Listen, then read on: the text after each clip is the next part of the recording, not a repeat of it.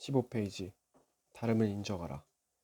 그리스 철학자 아리스토텔레스는 인간은 사회적 동물이라고 말했다. 사람은 사회생활을 하며 다양한 성품을 지닌 사람들을 만나고 또한 그들과 인간관계를 맺으며 살아간다.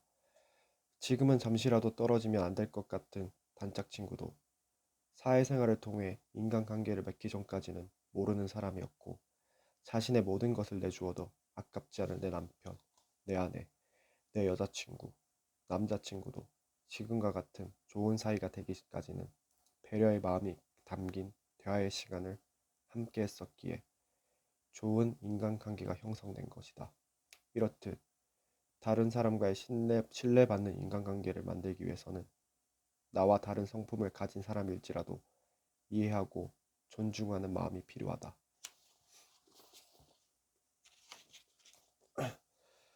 17페이지. 갈등은 빨리 해결하라.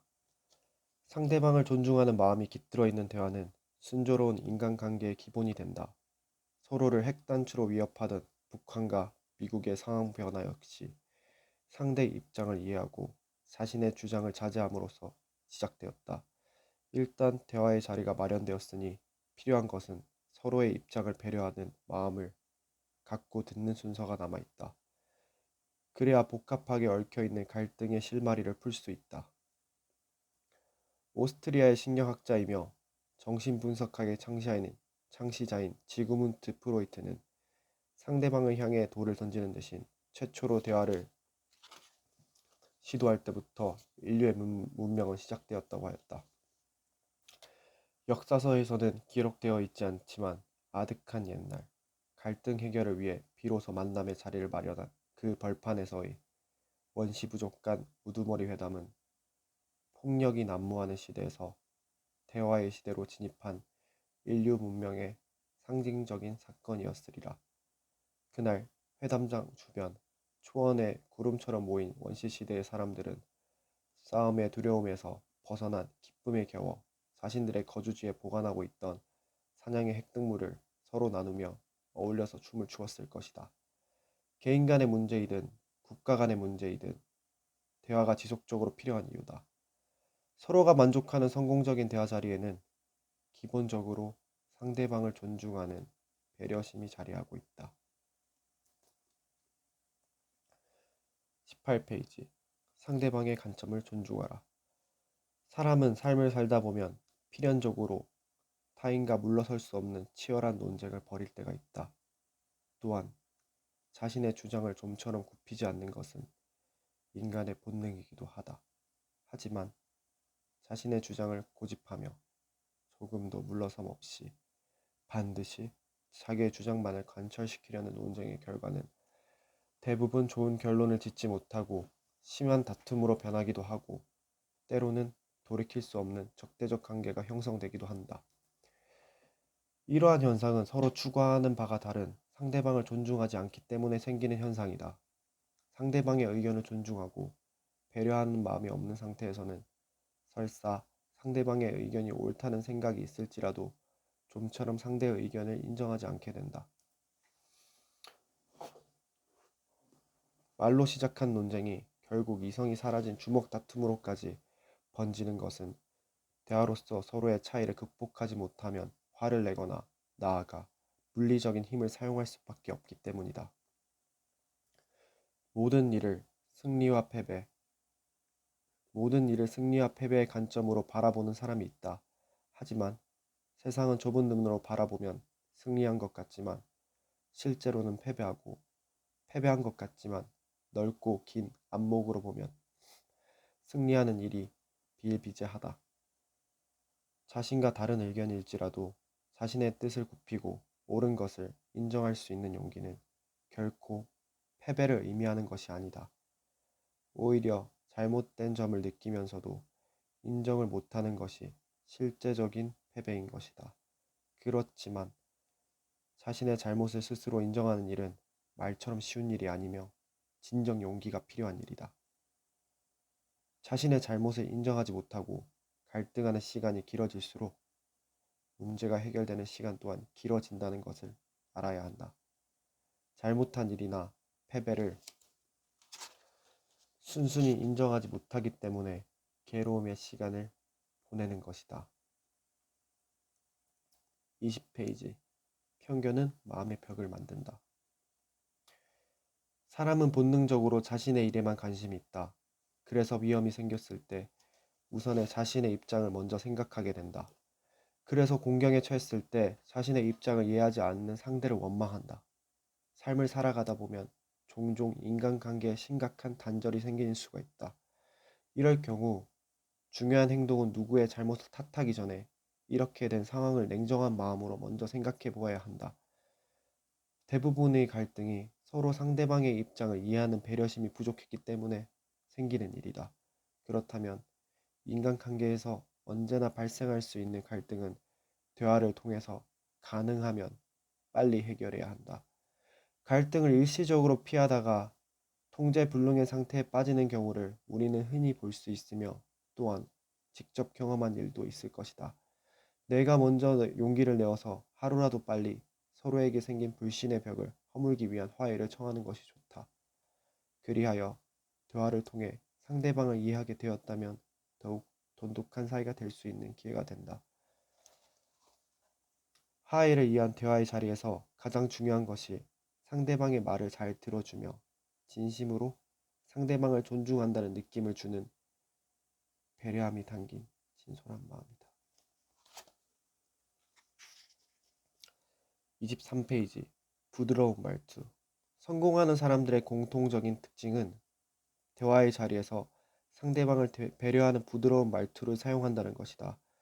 공격적인 거친 말투나 상대를 비하하는 말은 상대방의 기분을 상하게 할 뿐 아니라 자존심을 상하게 한다. 무심코 한 한마디 말이 누군가에겐 평생 잊지 못할 서운한 감정으로 가슴에 맺혀 있을 수 있다. 그러므로 말은 항상 조심해서 사용하고 말투는 평소에 갈고 닦는 훈련을 게을리 하면 안 된다. 인간관계는 상대적이기 때문에 만일 누군가 내게 두 주먹을 불끈 쥐고 달려든다면 나 역시 반사적으로 두 주먹을 움켜쥐고 상대방에게 저항할 수밖에 없다. 하지만 온화한 모습으로 차분하게 대화를 청한다면 나 역시 차분한 마음으로 대화에 임할 수 있을 것이다. 이렇듯 상대를 존중하는 분위기 속에서 서로의 견해가 다른 것은 무엇인지, 서로에게 무엇을 양보할 수 있는지를 요모저모 대화를 풀어가다 보면 서로의 마음을 이해할 수 있고 화합하여 창의적인 힘을 발휘할 수 있는 계기를 찾을 수 있다. 25페이지. 상대방의 의견에 공감하는 성품. 다른 사람의 의견을 존중하고 공감하는 성품 또한 성공하는 사람들의 특징이며 상대를 배려하는 마음에서 나온다. 공감은 진심으로 상대를 이해하는 것이며 다른 사람의 개성을 존중하는 것이다. 어른에 대한 존경, 아랫사람에 대한 존중, 가족에 대한 믿음, 연인에 대한 사랑, 자신의 주위나 사회생활을 하며 공감의 마음을 베풀 범위는 매우 다양하고 넓기 때문에 상대를 존중하는 마음과 함께 배려가 담긴 말을 적절하게 사용한다면 누구라도 소중히 받아들일 것이며 그에 대한 보답은 반드시 자신에게 배가 되어 돌아올 것이다. 공감 능력이 뛰어난 사람의 특징은 다른 사람의 말을 잘 듣고 이해하며 부드러운 말과 말투로 자신의 이야기를 할 수 있는 사람이다. 그러한 사람들과 함께하면 일단 마음이 편하다는 느낌을 받는다. 그것은 다른 사람과의 대화에서 좋은 표정으로 공감하는 반응을 보이는 특성이 있기 때문이다.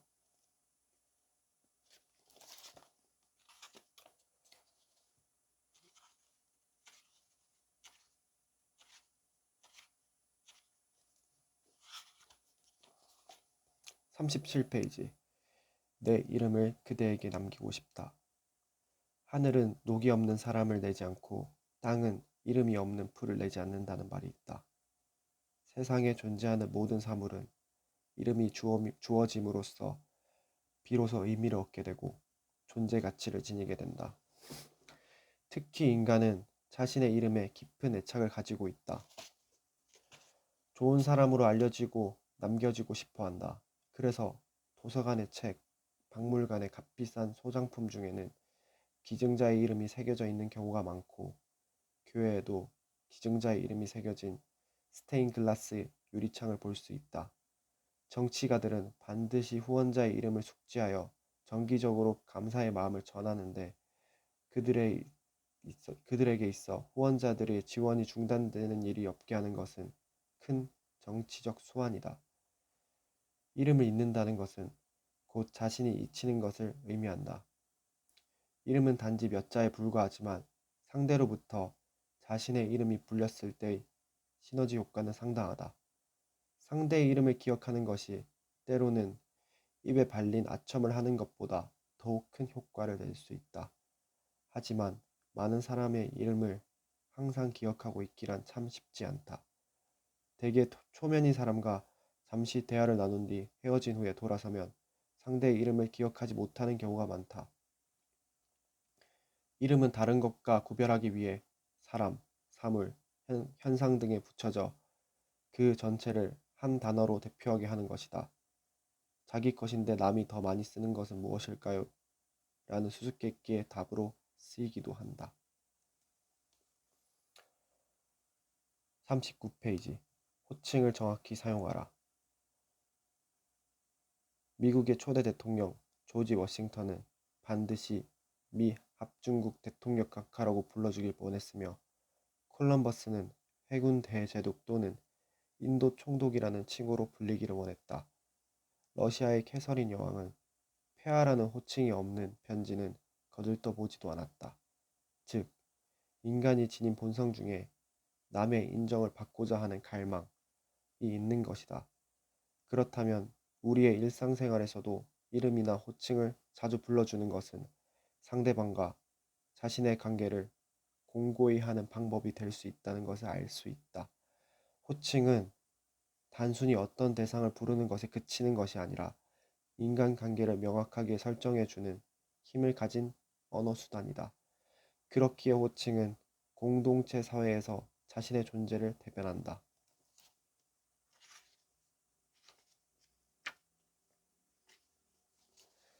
47페이지.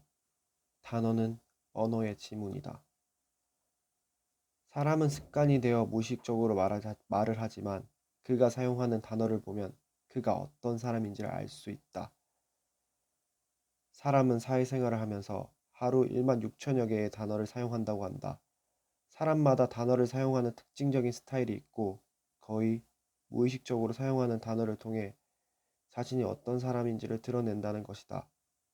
누군가와 대화를 한 후 그가 한 말을 분석해보면 그가 무심코 내뱉는 사소한 단어에 자신이 어떠한 사람인지를 나타내고 있는 단서가 있다고 한다. 범죄 수사에서 범인은 지문을 남긴다는 말이 있듯이 언어의 지문은 단어다. 페니웨이커 교수는 사람이 사용하는 언어에서 인칭 대명사, 지시 대명사, 접속사, 조사 등을 기능어라고 하는데,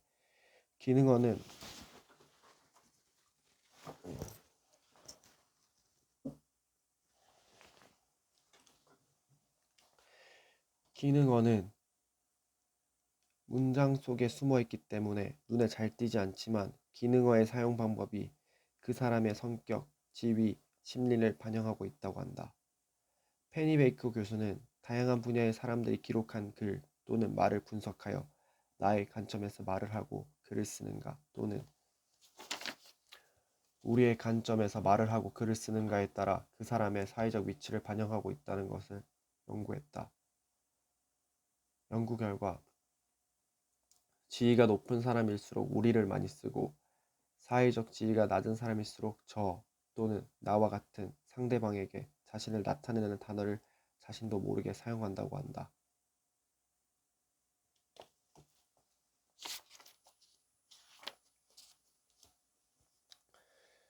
53페이지.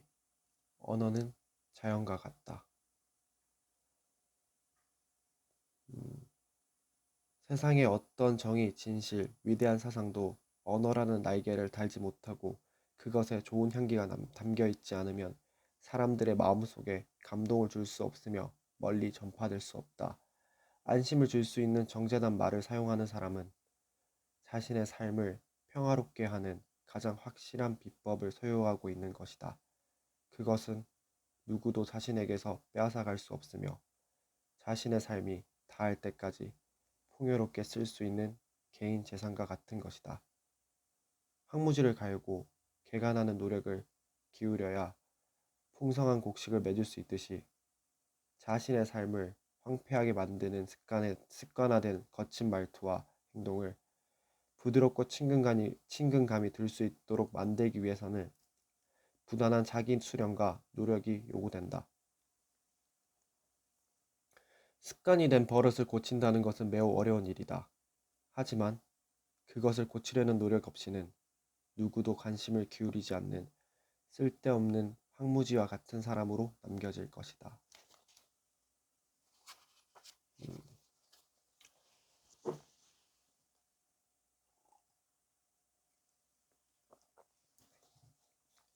55페이지. 말은 나를 대변한다. 어느 사람의 말을 하는 습관이나 사용하는 언어를 보면 그의 수준이나 삶의 모습을 짐작할 수 있다. 이렇듯 말은 그 사람을 판단하는 기준이 된다. 말 몇 마디만 들어보면 그 사람의 고향을 짐작할 수 있고 성품을 알 수 있으며 심지어는 직업, 학력도 대충 맞출 수가 있다. 나아가 회사에서의 지위, 재산의 유무까지 짐작할 수 있다. 남녀노소를 불문하고 많이 찾는다는 점집이나 철학관을 운영하는 사람이 자신을 찾는 고객들과 몇 마디 나누어 보고 그 사람의 흉복을 알아맞히는 비밀은 그들이 사용하는 말과 말투에 그것들이 모두 담겨 있기 때문이다. 독일 속담에 다음과 같은 말이 있다. 옷감은 염색에서, 술은 냄새에서, 꽃은 향기에서, 사람은 말투에서 그 진가를 알 수가 있다.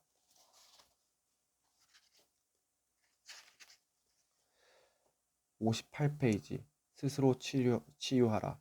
마음치유 전문가들은 마음속 과거의 상처를 치유하고 싶다면 과거의 상처를 부정하지 말고 담담하게 바라보고 인정해야 한다고 말한다. 몸에 생긴 상처 딱지를 억지로 떼어내려고 하면 자꾸 덫이 나서 원래대로 회복하는 시간이 늦어지는 것처럼 상처에 딱지가 앉아서 시간이 지나면 저절로 떨어지도록 그것에 너무 마음 쓰지 말고 무심하게 바라보는 것이 필요하다는 것이다. 불면증 환자가 억지로 잠을 청하려고 하면 더 정신이 또렷해지는 것과 같은 이치다. 과거의 안 좋은 기억을 무심히 바라보며 자신의 삶을 더욱 사랑하다 보면 언제인지 모르게 그것들은 사라질 것이다.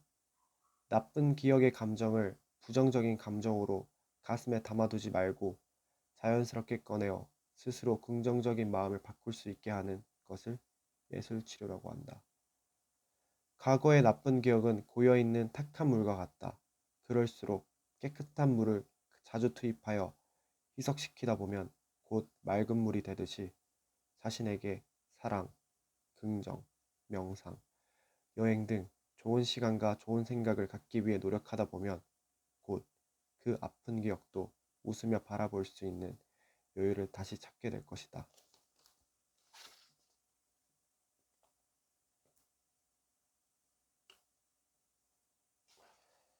83페이지. 공통점이 있는 대화 자리가 즐겁다. 상대방과 생각의 관점이 다른 이야기를 대화의 소재로 삼아서는 안 된다. 우리는 평소 이러한 원칙을 지키지 않아서 발생하는 일들을 볼 수가 있다. 친구 또는 직장 동료 사이에서 저 사람들은 만나기만 하면 싸워 라는 소리를 듣는 사람들이 있다. 그런 사람들의 갈등의 원인을 살펴보면 서로 자신의 주장만을 내세우면서 마치 영원히 만날 수 없는 평행선을 달리는 철로처럼 대립각을 세우는 것이다. 상대의 관심사항에 대한 배려의 마음이 없는 것이다. 대화의 자리에서 생각하는 관점의 차이가 다른 대화의 소재는 피해야 한다. 그러한 소재는 서로 마음과 의견이 일치되고 서로의 본심을 이해하게 되었을 때 가볍게 웃으며 하는 것이다.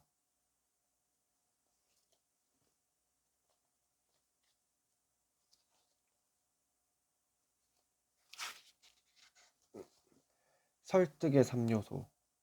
말은 자신의 생각을 전하는 최고의 수단이다. 일단 말을 건네야 설득을 하든지 비난을 받든지 할 것이다.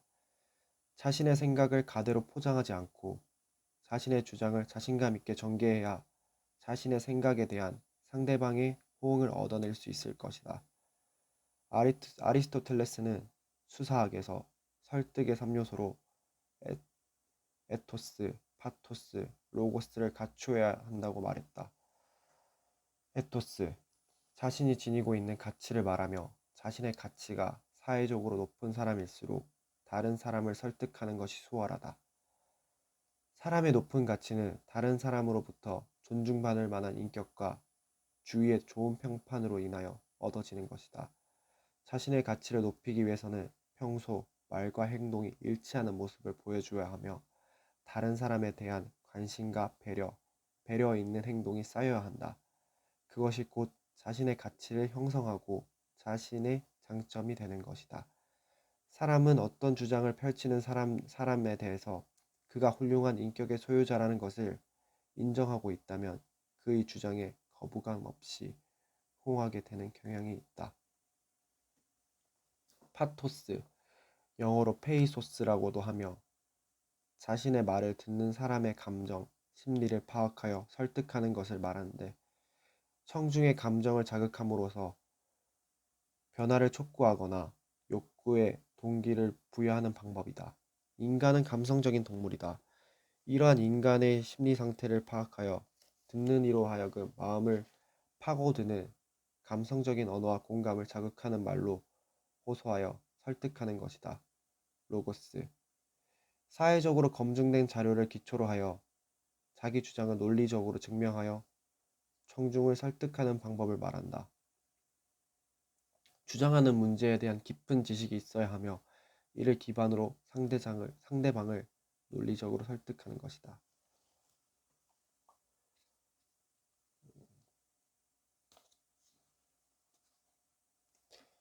96페이지. 좋은 질문을 했느냐.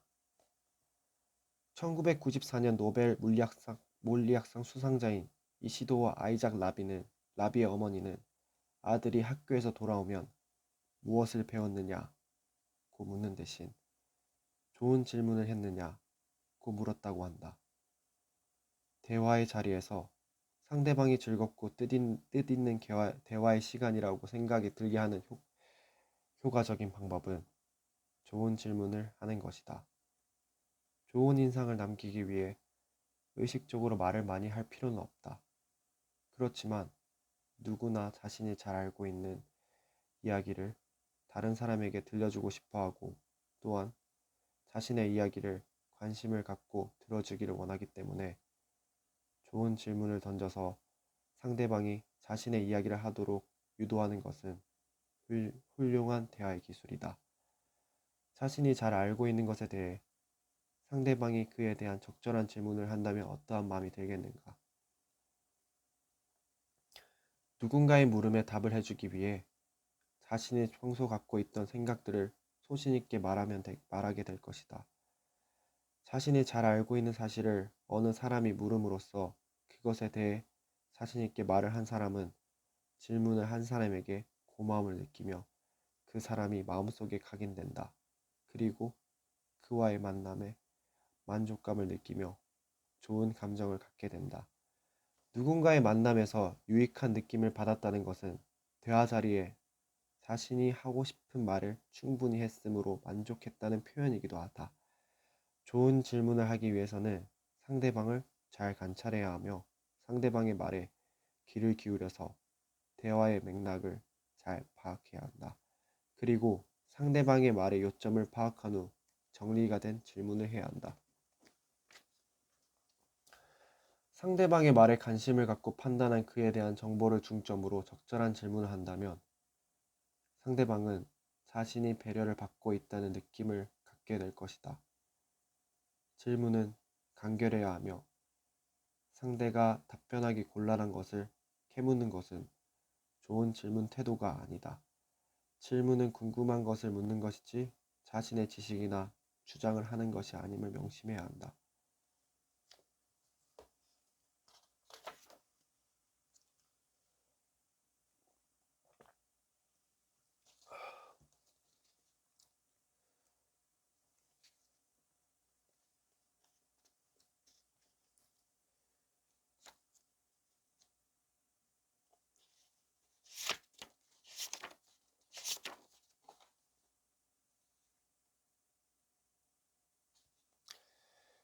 123페이지. 상대방의 상황을 바르게 판단해서 말하라.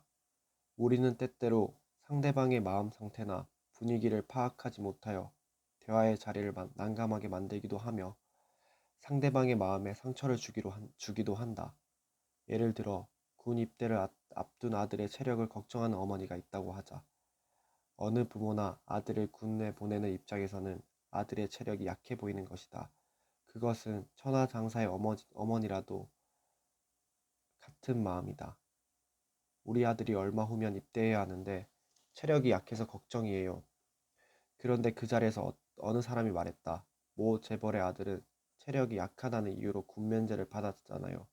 하지만 활발하게 사업을 하는 것을 보면 부정적인 거래가 있었던 것 같아요. 모 정치인 아들은 어떻고요? 단순히 군 입대를 앞둔 어머니의 입장에서 걱정이 되어서 한 말이었는데 분위기를 파악하지 못하고 핑곗거리를 만들어 군대에 보내고 싶지 않은 사람을 만들었던 것이다. 그가 아들의 군입대를 앞둔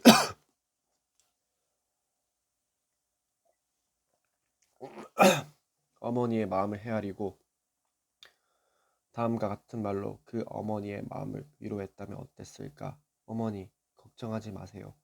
요즘은 군대에서도 개개인의 체력을 연구해서 훈련의 강도를 조절하고 음식 또한 영양식 위주의 식단으로 체력 강화에 힘쓴다고 해요. 그러니 아드님이 마음이 편하게 복무할 수 있도록 어머니께서 격려해 주세요. 그래야 씩씩하게 편한 마음으로 군 생활을 할 것입니다.